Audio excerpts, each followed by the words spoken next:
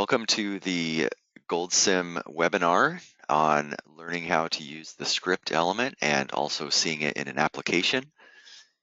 So this is the September 2022 webinar, and welcome back to those that are that have attended before, and also a couple of new names I haven't seen before. So thanks for joining, and we will go ahead and get started now. So what you should see on my screen right now is a GoldSim model. I wanted to start off with this applied example. I'll come back to it later to talk about the algorithm that's going on, that's being used in a script element to get this to work.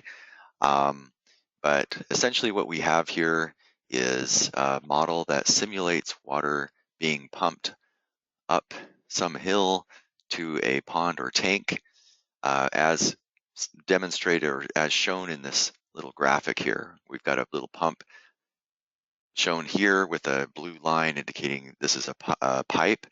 We're sending water through this pipe into this tank up this hill. The red lines over here are showing the components of that make up the total dynamic head being exerted on the pump, and the number that will be used to calculate the flow rate through the pump. So how does that work? Well, a pump manufacturer provides what's called a pump curve. That's shown here on the left. This is just a graphic that I pasted into the model. The pump curve, they look like this, and what they include is on the x-axis, and it's cut off a little bit on the bottom here, but this is a flow rate in GPM, gallons per minute. On the y-axis, total dynamic head in feet. And what we have is how the pump responds to a varying total dynamic head. As the head drops lower, then the resulting flow rate is higher and higher. So it's a fairly simple thing to model dynamically in GoldSim using a lookup table. Obviously, you could add more points to get more accurate flow readings on this. The challenge with this type of model is when you have a sufficiently long pipe or a sufficient amount of losses in the conduit from the pump to wherever it's going, that it is that it contains a significant amount of losses due or the contribution of these losses to the total dynamic head is significant.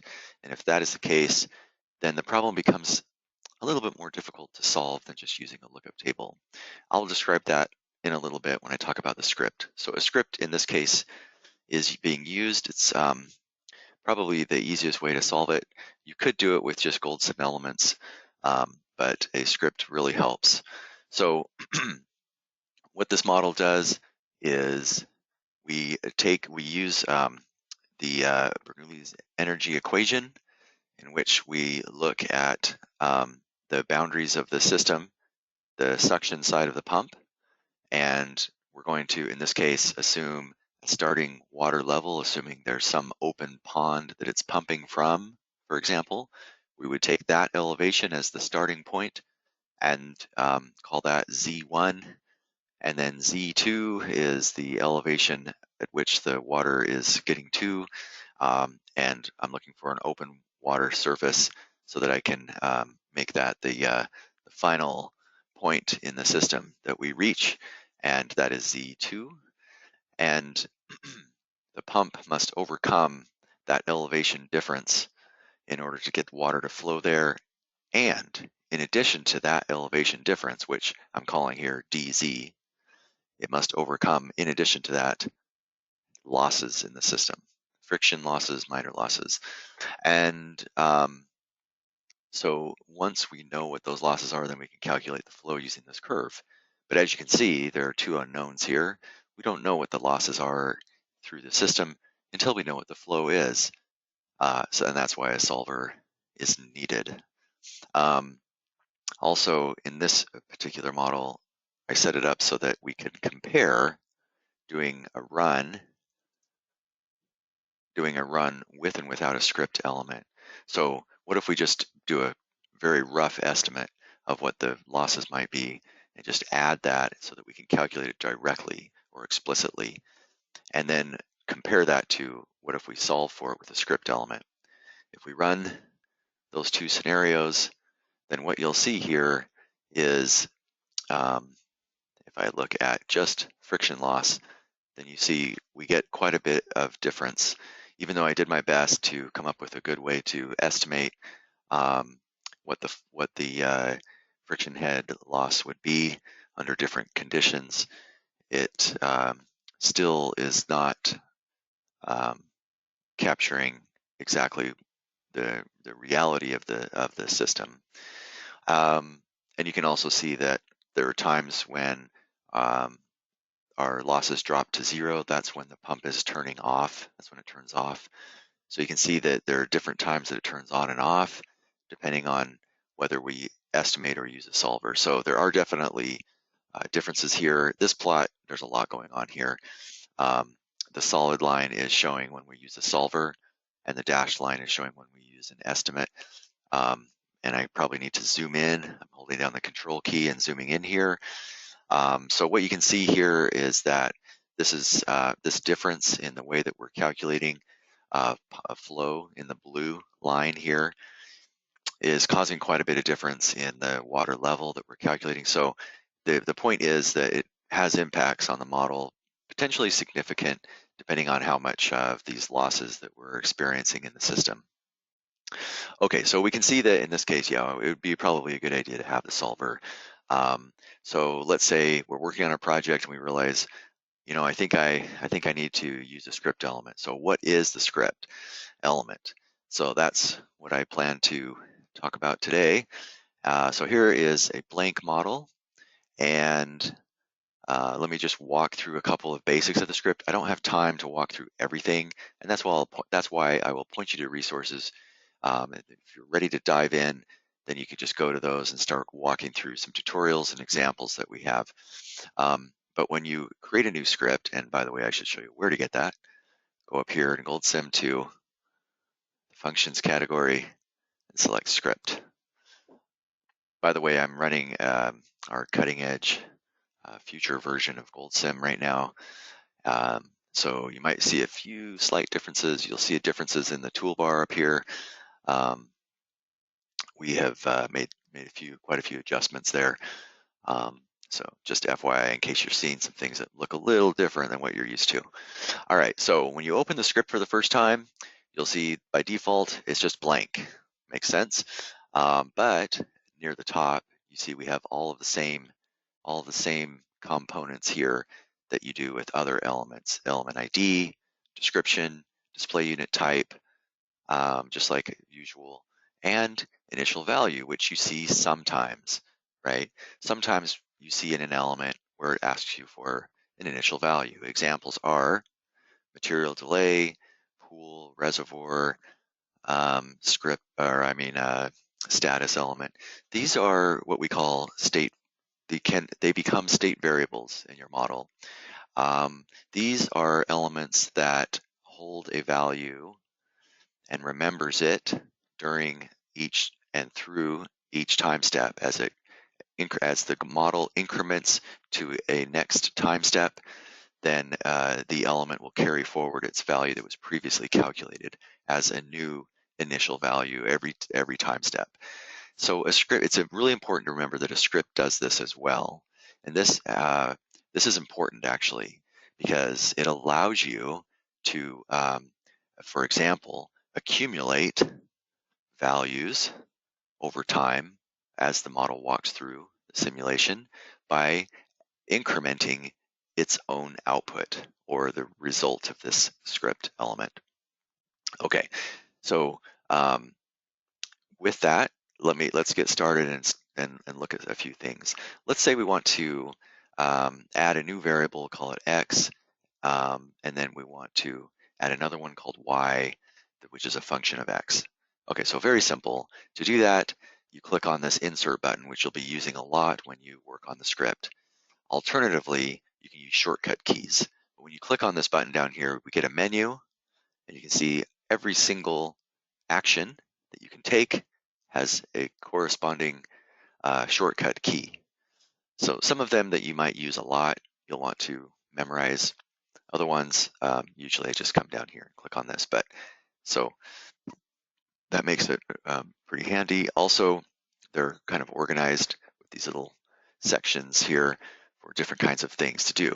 Variable definitions and assignments at the top, controls or flow control, if, else, loops, and then down here, break and continue.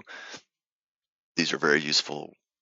For example, if you're looping through something and you arrive at a destination that you're hoping to, you can break out of that loop immediately. That's nice. You can add comments, and then a really potentially overlooked feature of the script is the ability to log. And this is really nice because you can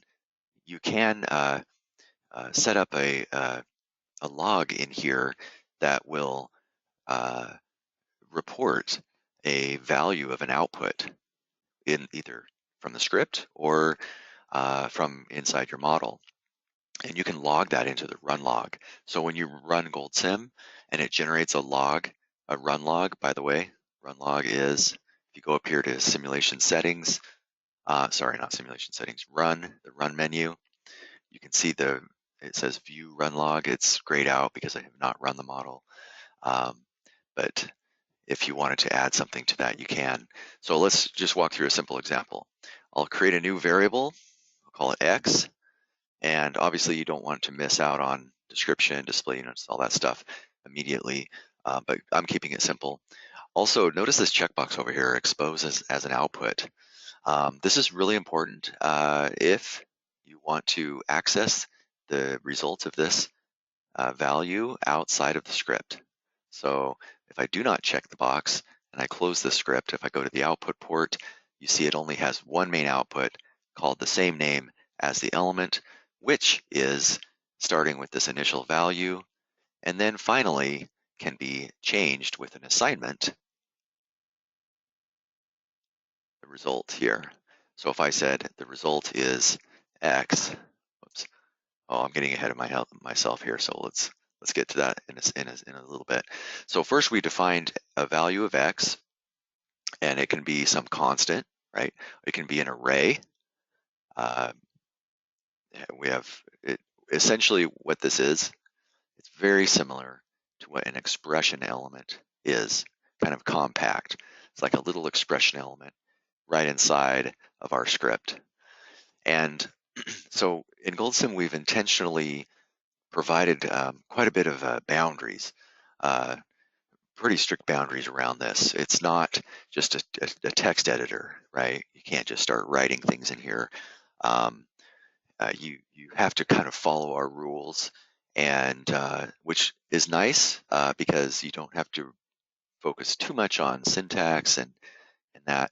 Really, you're just writing a lot of statements in here and making use of its functionality within this compact format, as opposed to adding a lot of elements inside of GoldSim. You should be able to reproduce everything you do in a script inside of GoldSim itself.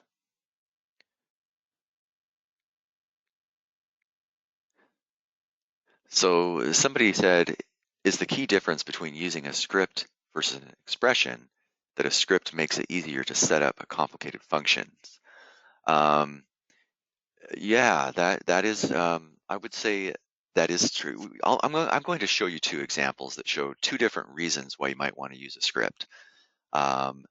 And with an expression, I mean, you've got one open field to look at with an expression, right? If I add an expression here, you've got just this one place for an equation. You could write something fairly complicated in here, but it becomes very quickly difficult to read once you get past maybe 2 lines in here, right? 2 or 3 lines. It becomes quite difficult to read. But in particular, there are things you can do in here that are very straightforward, such as a for loop, something that you can't really do in a script element, with one exception of that being the vector constructor. But for the most part, you can't do a for loop outside of a script. Now you can mimic, or you can do what a for loop does using a looping container. But in a lot of cases, when you're just writing an algorithm with a lot of statements, a script element is a good way to go. I think you'll start to see where it can be applied as I go through some of these. But anyway, we've defined this x equals 3. And also, by the way, we can also refer to things that are outside of here. So let's say we have this data element outside of the script as part of the model. Then I open up the script. Now what I can do is I can say, well, it's not a value of 3 internally. I'm actually going to refer to data 1. So I just write the name data1. GoldSim knows because that is in the same scope as these two elements are in the same scope. Therefore, just refer to the name. And now you see x has a value of 4. So that's a really good way to bring data in. And these values don't have to be constants, by the way. Right? The next thing we can do is we can say, let's create a y here. And then we can say, maybe later on down below, we can say, let's make an assignment. And so let's say I just make this 0.4, and then we can come down here and say, let's make an assignment. Let's assign the result of this element. So I'll go to the result. And so, oh, by the way, when you go in here to make a new assignment, what it will do is it'll bring up a window that says, well, which variable do you want to make an assignment on? You want to do it on the result or X or Y. So it only lists for you the variables that have been defined within the script. It doesn't look outside for that, which makes sense because we can only define things that are inside of here. So let's say I want the result to be the product of X and Y. Well, it doesn't recognize X. It doesn't even recognize Y. Why not? The reason for that is because we need to use a special character to inform GoldSim that we're talking about a variable that is within the script. So when I do this tilde symbol, which is holding down the shift and it's the key right above your tab key on the keyboard, then I type X, it knows right what that is. That's internal. So just keep that in mind. That's just something to remember. It's a syntax thing, but it is a similar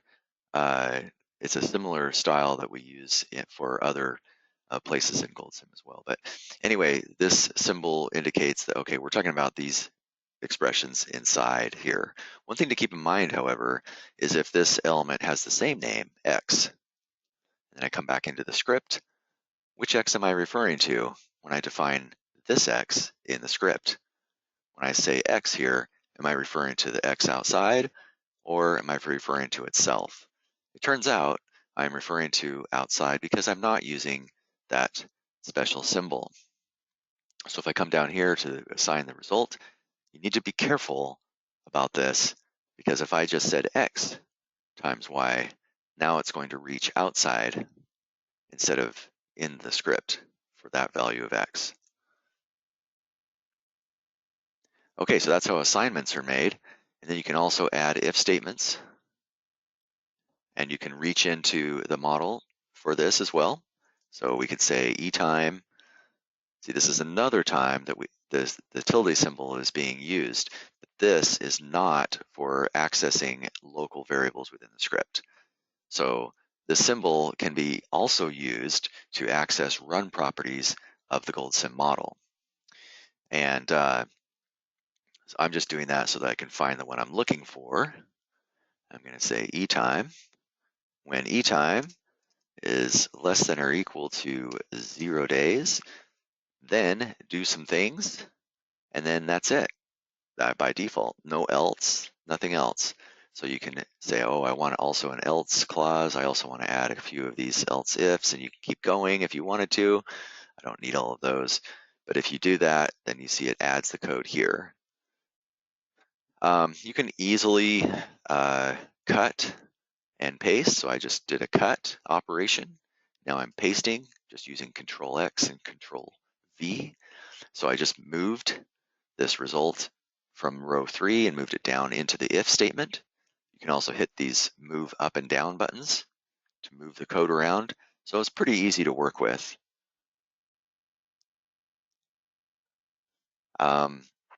Yeah, there's more to say about the recent question we had, more comments, and I do want to talk about um, I want to talk about that a little bit more. But let me finish going through some of this control um, code here, or flow control code. So we have if, else, and else if, etc. You can see that when I add an if, it adds automatically these other lines to make it very easy to work with.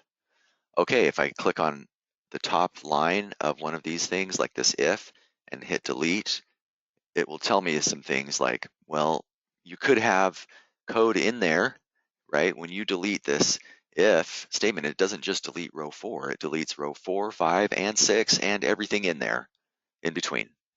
So that's why you get this message to say, are you sure you want to do this? And so I say yes, and then it's gone. Another thing, we'll talk about for loops in a bit here. And then we get down to comments. Comments are pretty nice because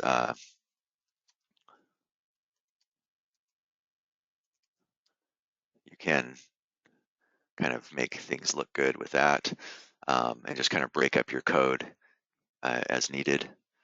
And then finally, the log. So I'm just going to log a message. You can log a warning and error too.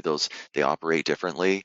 If you log an error, then it will interrupt the simulation and be an error, like you won't be able to run the model. A warning will also interrupt with a message, and log a message. You have a choice you can say, I don't want to show a message right when it happens in front of the user. I actually just want it to silently write to the run log. So you can just do that. You also have the option to switch these back and forth after you've already opened it to message warning error. But depending on the level of severity, then you can choose that. And one of the nice things here is you can say, you can just start typing a message. Let's just say X has a value of, and this is the nice part, we can use the special code that's stated up here in this paragraph up here, curly braces, equal sign, that gets you into starting to where you can reference variables. So let's say I want to reference the variable y, so I need to use the symbol, right? And then y. If I don't use that symbol, it will look outside of the script. It'll look for a y outside. If it doesn't find it, then you get an error when you run the model. So you make sure that you know what these variable names are, and because they are handwritten in here, they are not going to be a smart link like we have in our elements in GoldSim. So for example, if I write this in here and click close, well, this will log the message of the value of y, but what if later on I come back here and I say, oh, it's actually y2. If I change that to y2, now this is a problem. And you can see it's already red, it's an invalid message.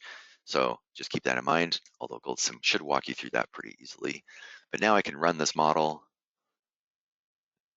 and I probably should save this model too, so that it can write to the run log. I'm looking for, okay.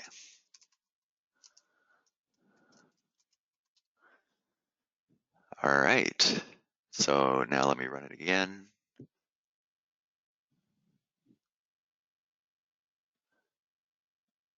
Looking at the run log, and you see when we ran the model, there were no messages, right?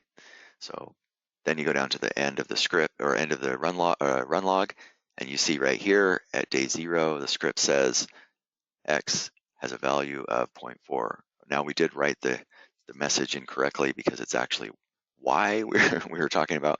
So obviously we'd want to say Y there. That's pretty nice. It really helps with debugging, and even better help to debugging, which is something you really need to know about if you're doing a script.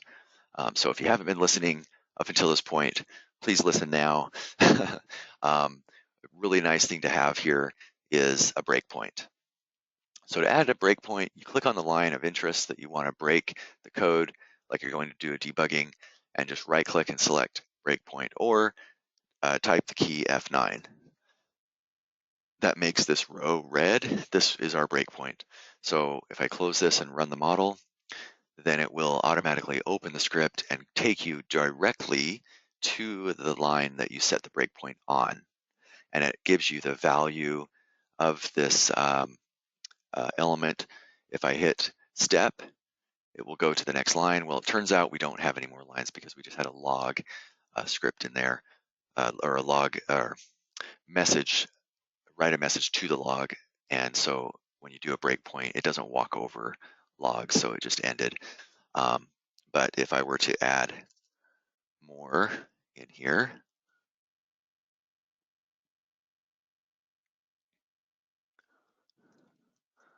go back to this again.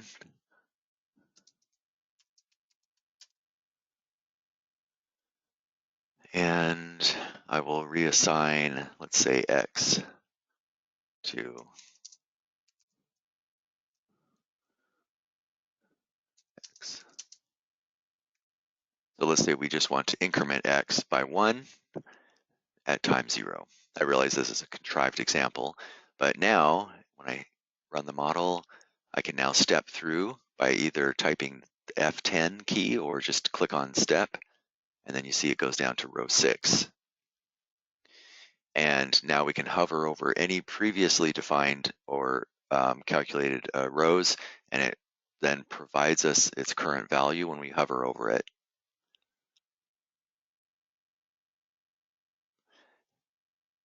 Okay, so if you want to toggle the breakpoint during a debugging session or during a run, like I'm doing now, I can select the row that has the breakpoint and type F9, and then it goes away.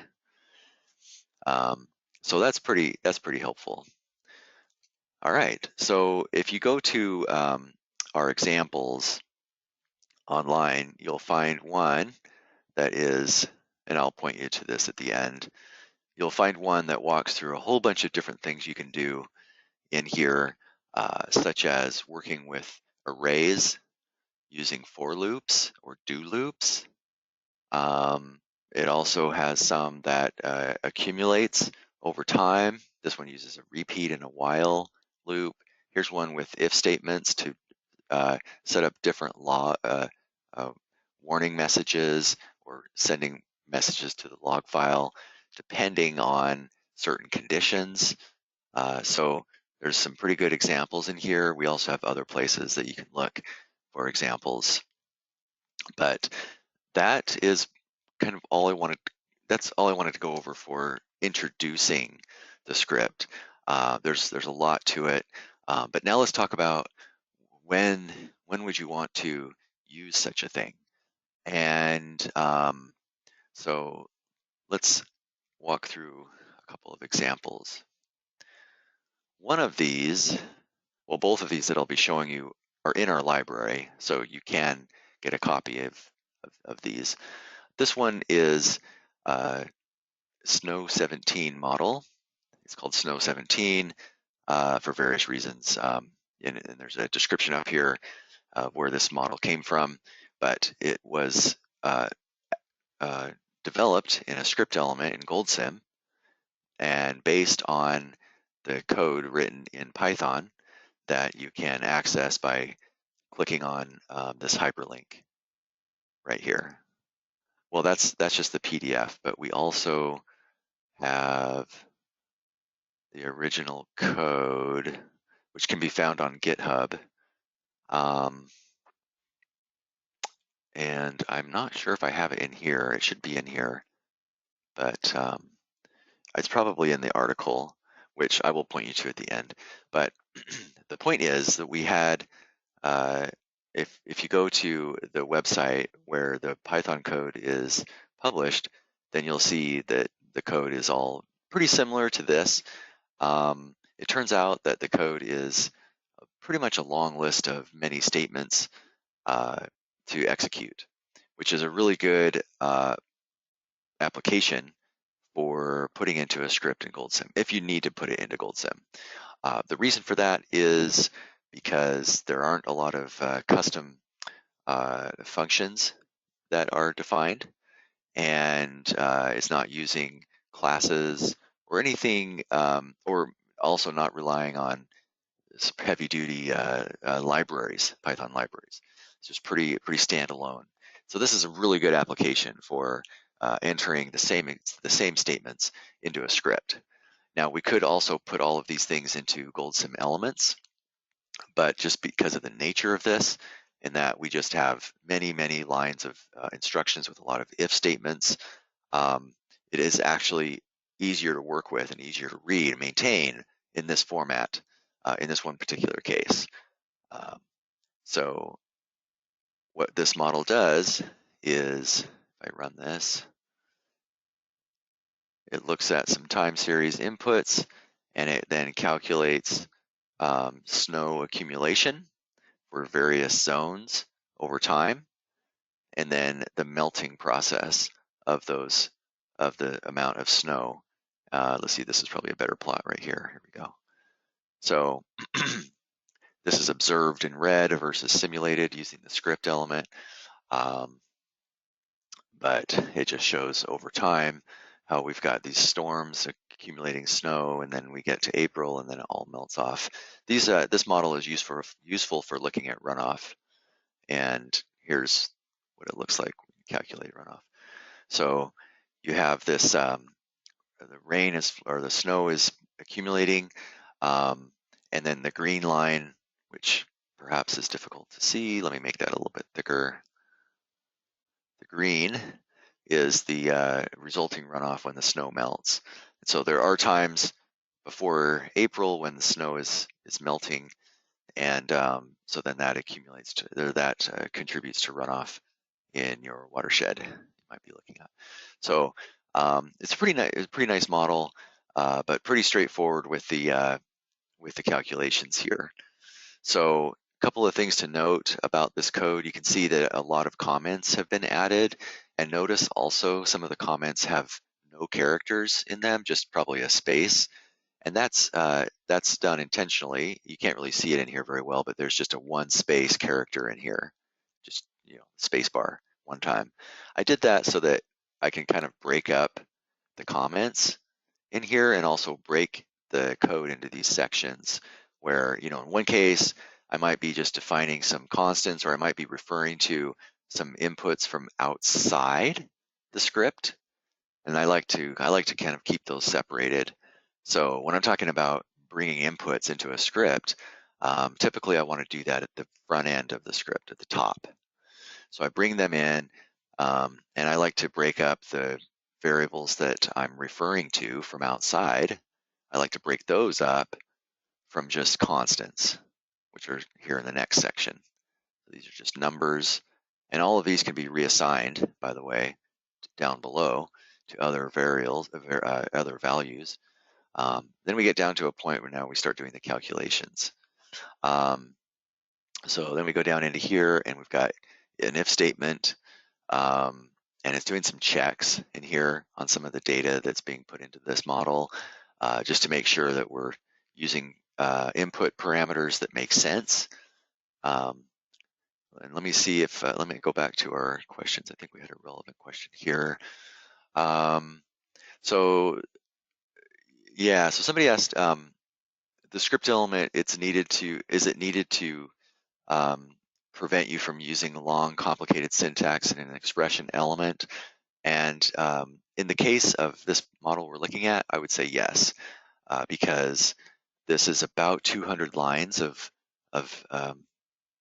instructions in the script, and that would result in not 200 elements, but quite a few, and in multiple containers. And because in this case, the algorithm we have is really meant to it has one purpose, and it's really well self-contained. It makes for a really good application for the script element. Okay, so that leads me to a joke about algorithms. So what is, when I keep saying this is an algorithm, what is an algorithm? Well, it's a word programmers use when they don't want to explain what they did. So just keep that in mind. Always something you can use when you don't know how to explain what you just did there. Just say it's an algorithm. All right, so the next one somebody said is you can do a for loop in a script, but it's hard to do loops with expression elements.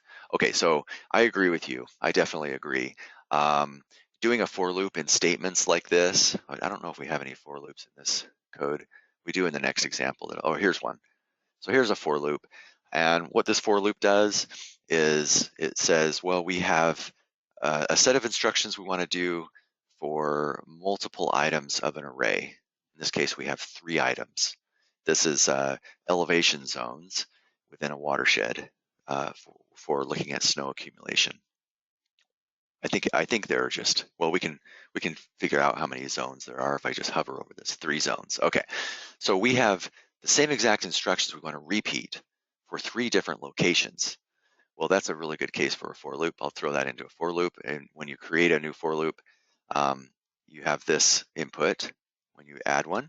The first one is, what is the loop variable ID? So you can give it I, you could say row, whatever it is you want to say, but when you refer to it, you have to use the tilde symbol Z, or tilde symbol and then the name of the variable. And then you say, what do we want to start counting on? So Z, in this case, will start with a value of 1 on the first loop. And then it will continue to loop, and as it does, it will increment by whatever you say down here, 1, that's most common. And then as it increments forward, it will continue to do so while this is true here, this statement, while Z is less than or equal to, in this case, 3. And so Z will become, it'll be 1 on the first loop, and then 2, and then 3, and then it will stop. And as it goes through here, you can see that we have expressions that are referring to that variable Z to get information from other arrays and then do things with them. And that goes all the way down pretty far with that. Okay, so that's one example. Again, this is a pretty self-contained algorithm that's all in one place, and a pretty good application for a script. All right, let's go to the next one. All right, so this is the pumpkin head problem I started out with at the beginning. If I go into the model, I have set this up like I want to promote this type of setup for models that involve a system network in which there are feedback variables being referenced by other parts of the system. And the reason for that is to prevent the model from looking overly complicated and to the point where it is difficult to read it, and therefore it does not make use of GoldSim's graphical interface as much as it could. And so what I mean by that is that we have a few references or variables, maybe state variables within the system that we're modeling that might be referred by other objects. Let's go into the model and let me explain what I'm talking about here. So this is my system, and the blue arrows are influence lines. You can see I can move these around. These are containers that I gave different images to. I just changed the picture. So don't be fooled. These are not anything special or unique. It's just a GoldSim container, just like this. It's localized. I've localized these containers. Well, no, I only localized this one, but I could localize these other two. It might be better. But these containers, I've just changed I've changed them to be localized. And then what I did is there are times when one of these objects that these represent is using information from a different object. So the pump station. this is a good example. The pump does not know how much to pump until it knows something about this pond. It needs to know information about this pond before it can send water up to there. And so that information is being sent back to the pump. And I could just refer in this pump, I could refer to information from the pond, but that draws an influence line over to here. What I mean by that is, let's say I have an expression in here that refers to something over at the pond. Now I'm just going to make a link to something in the pond, and I'll just pick something randomly.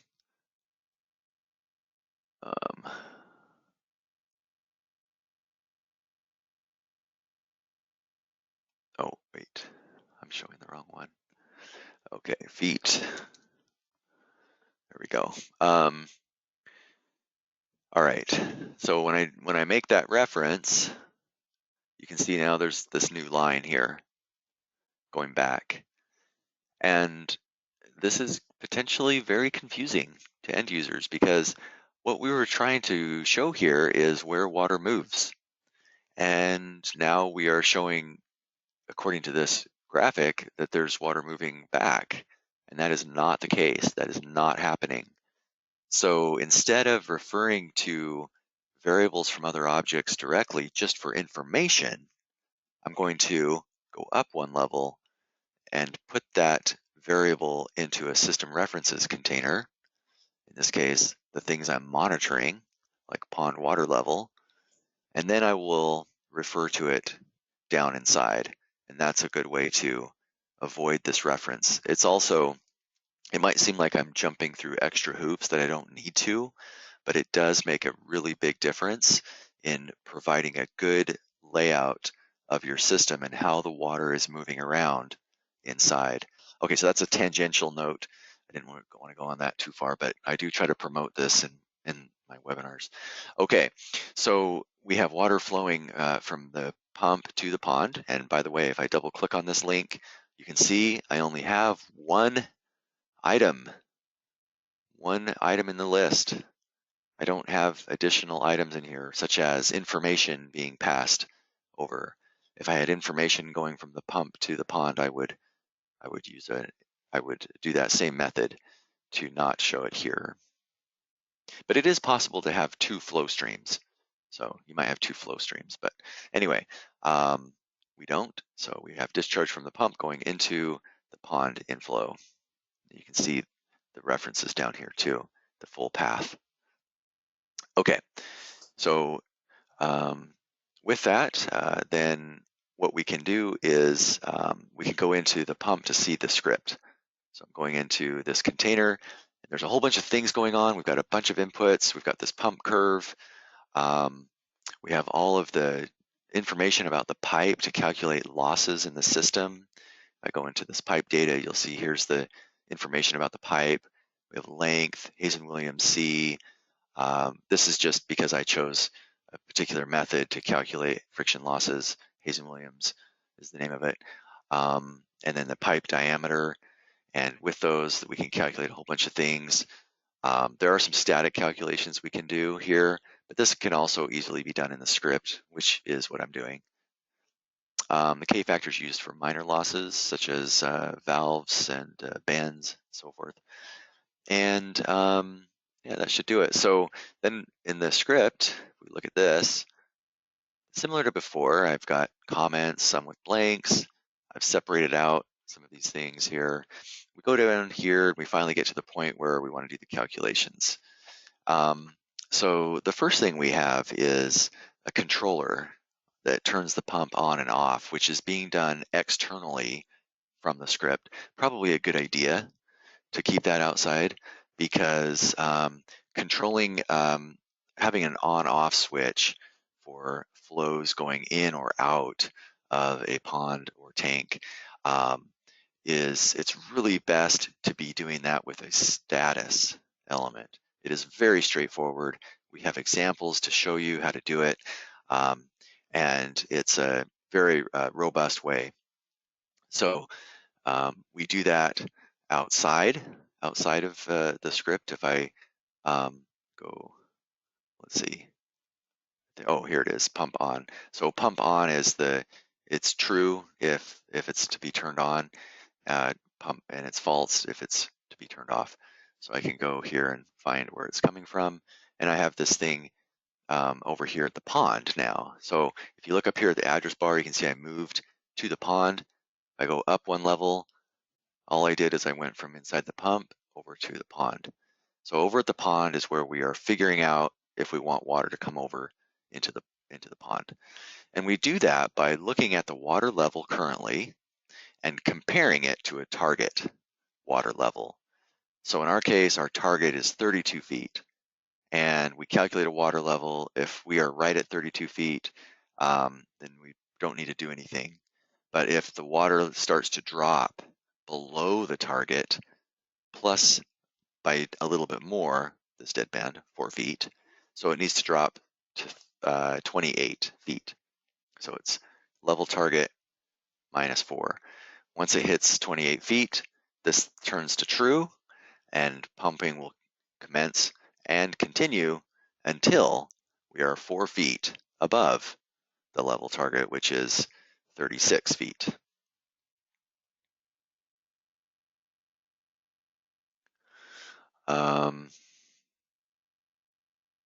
Somebody asked, what would be your recommendation when you may have multiple reservoirs drawing water from each other, depending on different conditions? That is a interesting question. Somewhat complicated, but I would like to talk about it, but I'll wait until the end because it is pretty involved, it sounds like. So I'll just keep going here. And anyway, so we have this controller for the pump. And then if I come back over here to the pond, by the way, something I wanted to note about this this address bar up here, if you click on the little arrow next to the name, if I just click on this name, you see it navigates upward one. But if I click on this down arrow, you see there's a drop list, which is really nice. And that allows you to go directly to a sibling container. So we can go directly from the pond right over to the pump. Take us in here.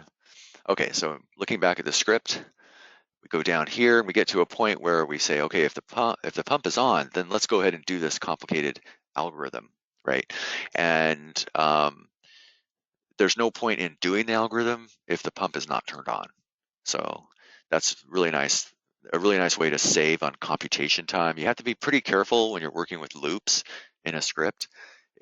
GoldSim's not going to stop you from writing a script that just continues forever, that never ends, which would just cause the simulation to just sit there and hang when you run the model, because it'll be just looping through and not advancing through time.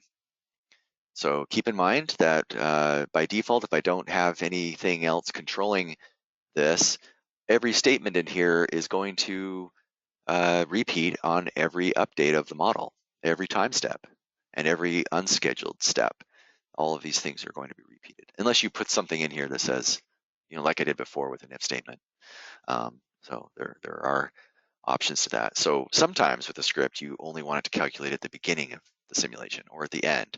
You can definitely do those things, just putting an if statement. Anyway, we get to this while loop. If I double click on the while, all it needs to do a while loop is a conditional statement.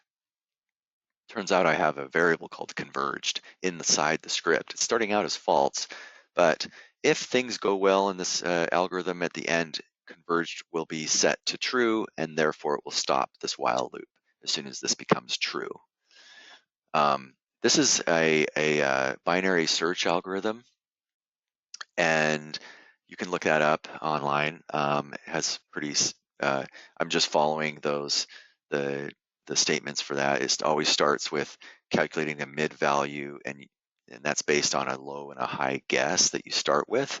Our low and our high guess values are 0 CFS or 0 flow, and a high, very, very high, unreasonably high flow. So our solution is in between those two variables, or those two values somewhere. I defined mid as 0. I could have defined it as right in the middle of these two by just saying it's the average, but that all gets taken care of in the algorithm anyway. so it doesn't matter. Anyway, going down through here, we're going to start with a value of mid here.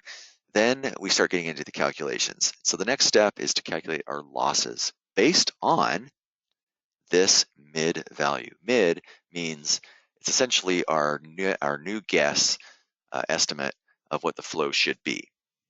So let's say it's the midpoint between 0 and a very huge number. We're going to still have a very huge number here. So imagine there's a very big number. It is very big. We get down here, and based on that, we can start calculating things like, what's the velocity? Very big. What's the minor loss? Also very large.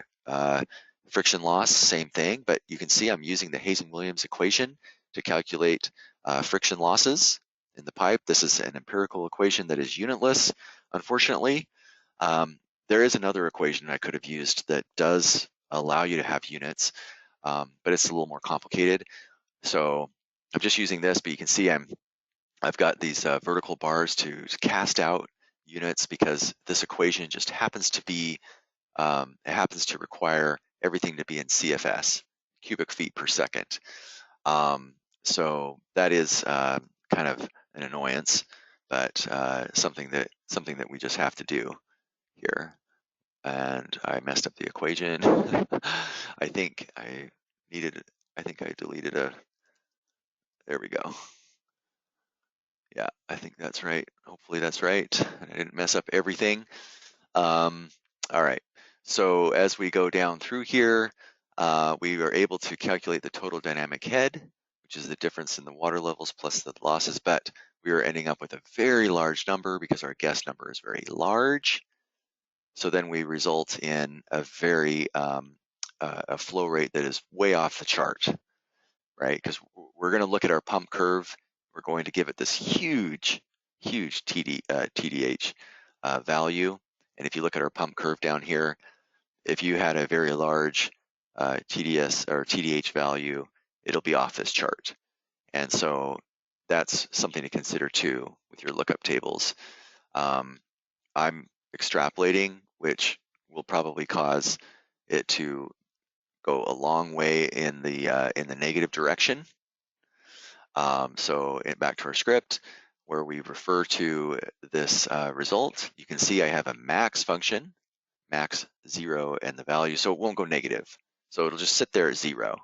So it turns out that our first guess gets us to a value of 0 flow. So then we come down here and we say, well, it's converged if the high and the low are equal to each other.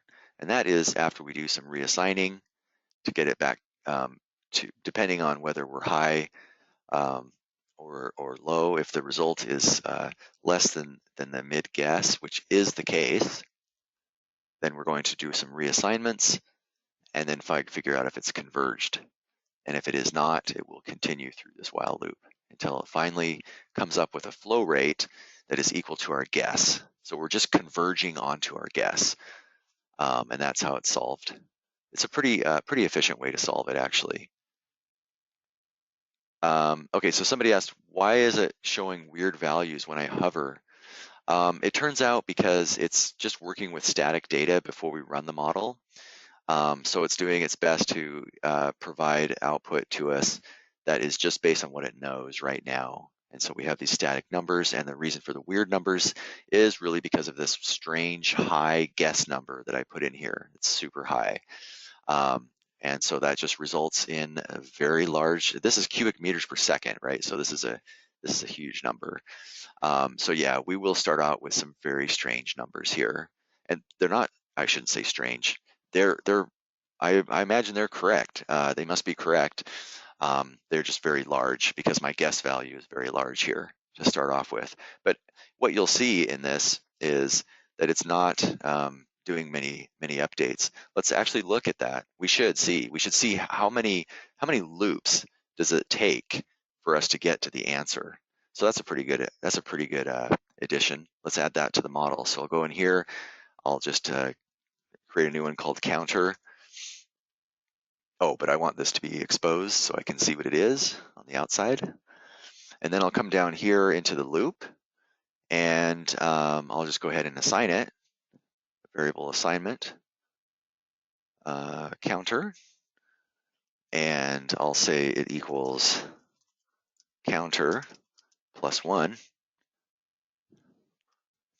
So this will count, and every time step it will reset to 0, and then it will increment every time we do a loop. So let's come out here, and in a new chart, let's look at how many loops. Counter. This is how many while loops we do during the simulation. And what you see is that it can get it in 44 loops. There are times when it's not looping, and it goes to 0. Why it gets exactly 44 every time is not something I can explain at the moment, but that's one way to get that information.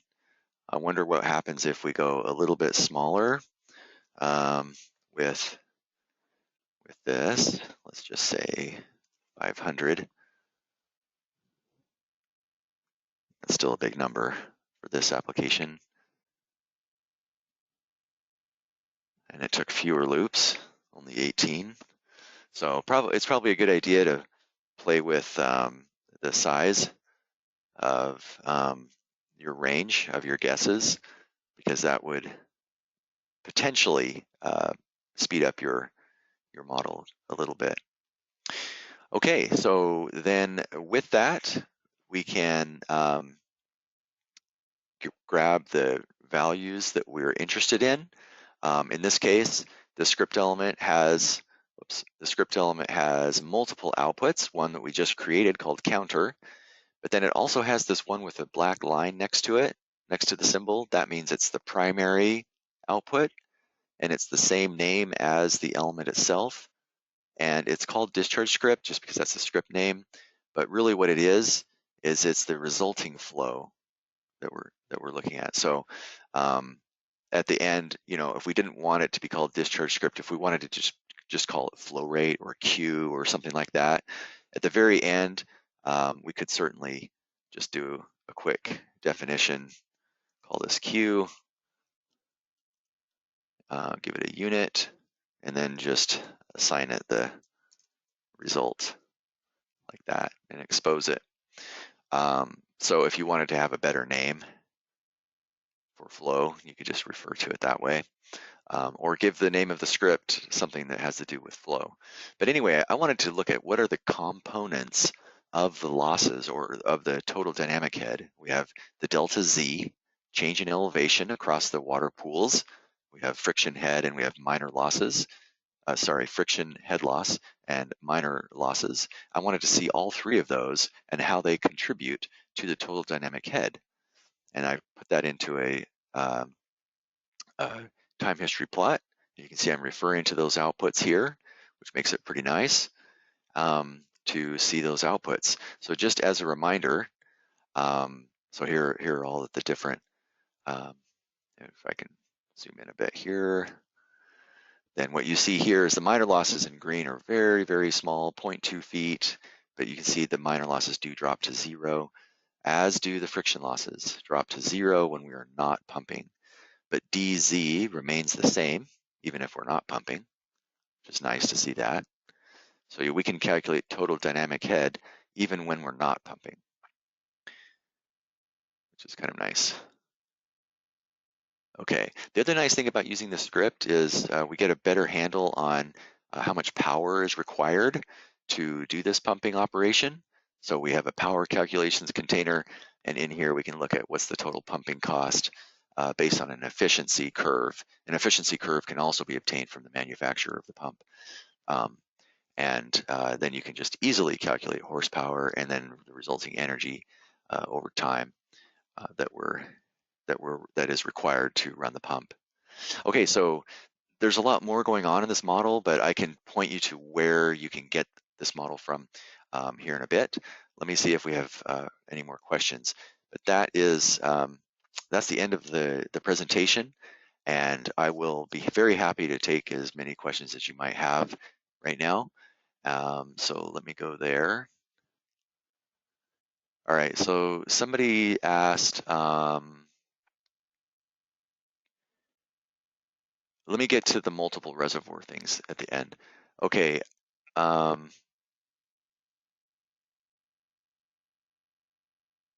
Oh, so somebody said the low guess is defined as 0, but showing 1e to the 10. Well, that is a good catch. Let me look at that. Okay, I just went back to edit mode so I could see what things are in here. Okay, low. Right now it says 250.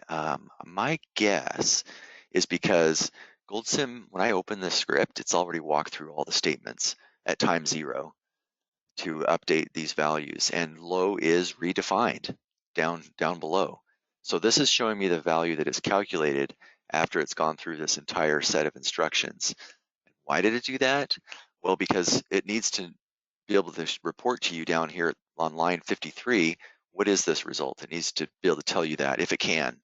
And that's what it does with all expressions in GoldSim at time 0 in edit mode. In edit mode, there are some things that it knows. It doesn't know everything, right? It doesn't know, for example, the result of an integrator. But there are some static values in your model that it knows about. So for example, if I go to the causality sequence and look at that, causality sequence, go up here to model, causality sequence, and then if I come up here to the sequence type and I change it to static, so at time 0 in edit mode, GoldSim knows what all of these things are, right? These static things. And if you have an expression that just uses these, it'll know what that is too.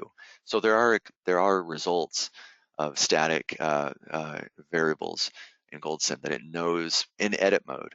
And that's the same for a script is what I'm thinking is happening here, because low had a value of 0, but then down here we assigned it to mid, which is 250. So we had a low of 0, high of 500, and now here we are, hover over low, it says 250. The reason is because down below we reset it, we reassigned it, is what we did. So hopefully that answers your question there. That was a good question. Okay, next question. Okay, we've got a lot of questions, so please be patient.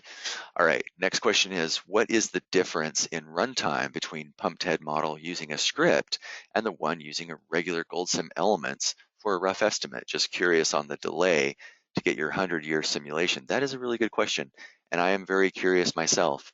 What I would like to do is answer that question by simply doing probably a very long run. Let's just try it. Right now it's 1600 days. Let's add another 0 to that. And that will get us down here to show that we have quite a bit of information that we're saving. That's okay.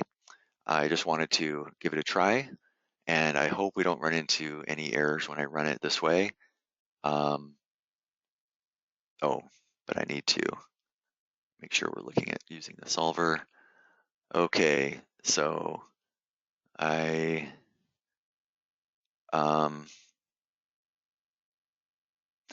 that's probably the fastest way for now. So using the solver, we run it for that long, and it takes about a second, but it was getting close to 2 seconds. That is not going to be helpful for us. Let's add 10 realizations just so we can get to that. Okay, so doing this in 10 realizations with a script element should take us around 10 seconds. Okay, 12 seconds. I'm reading this down here at the bottom, by the way, if you're wondering where I'm getting that from.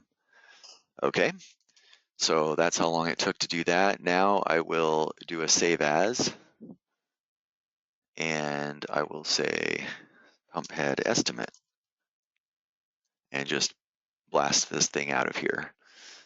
This is going to ruin a whole bunch of outputs, I'm afraid, but that's okay. Hopefully I can do that pretty straightforward way. And I will just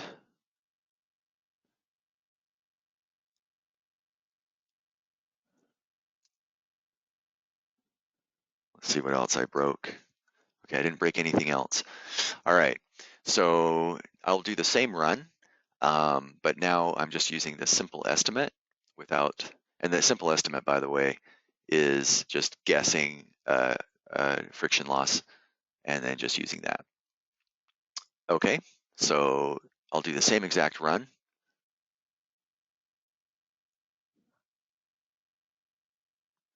So that took us 3 seconds, so quite a bit faster. Yeah, but at it was kind of an expensive move because now we have to use this estimate, which isn't as great. So then the question might be, well, what about if we had the same functionality but in GoldSim elements? And to that, I would say it would be similar. I would say, yeah, that would be my guess. It'd be similar because we still have to do the looping, which is probably what's taking a while in that functionality. So I hope that answers your question. I would say, for the most part, it's pretty fast to use a script, but it will add to the overall to the runtime if you've got a lot of complicated things going on there. So it's important in your script to try to make things as efficient as possible. And so some of the strategies that I mentioned, and let me go back to that one. Some of the strategies that I mentioned were doing things such as what I did here to the guess values. Use guess values that are within reason. That doing that reduced my number of loops. It cut them in half actually by reducing that. So that helps. Also, don't run something if you don't have to. So for example, my convergence is based on 0.1 liters per second. That is a pretty small number.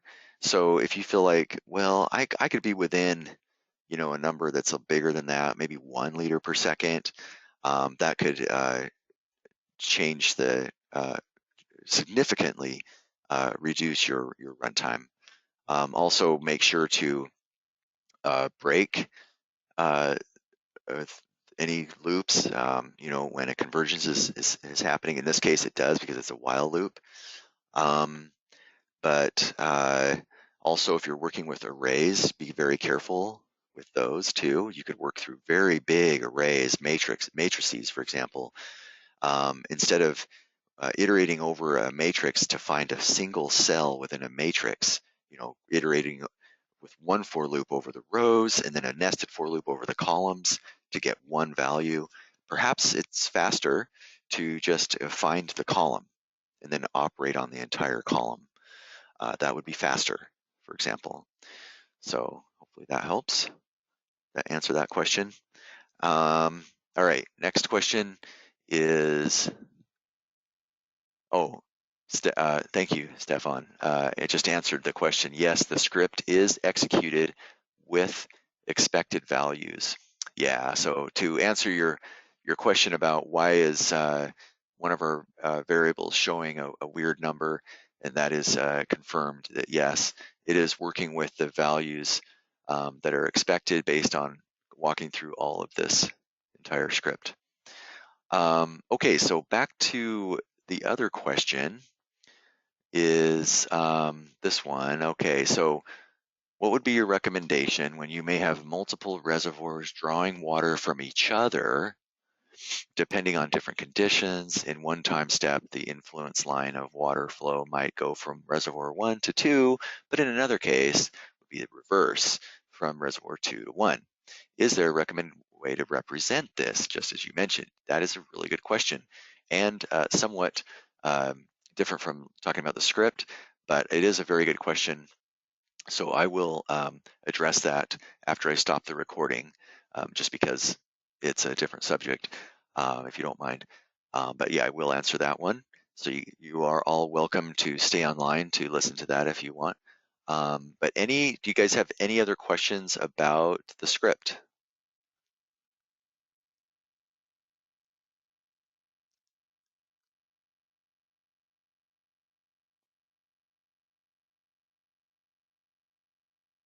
All right, I don't see any other questions, so I'll go ahead and end the recording. Um, but I'll keep going here. So yeah, thanks for joining the webinar this month, and hopefully we'll see you next month. If you're not on our email list, please let us know, and we can add you to the list so you're notified of future webinars. Thanks again for joining.